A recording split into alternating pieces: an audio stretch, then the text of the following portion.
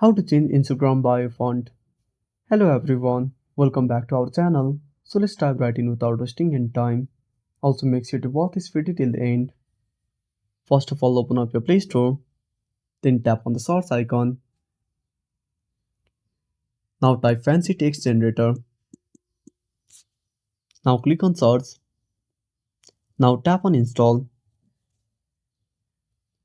Now wait for the app to install on a device. Now after installing the application, simply tap on open. Now tap on type here. Now type your bio.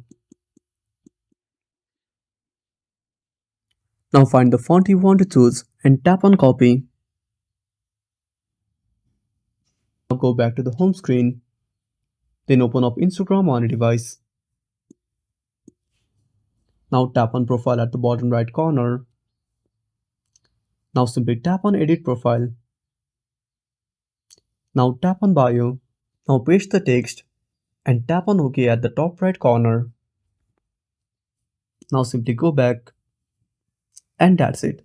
Thanks for watching. Make sure to subscribe our channel and hit the bell icon. See you in the next video.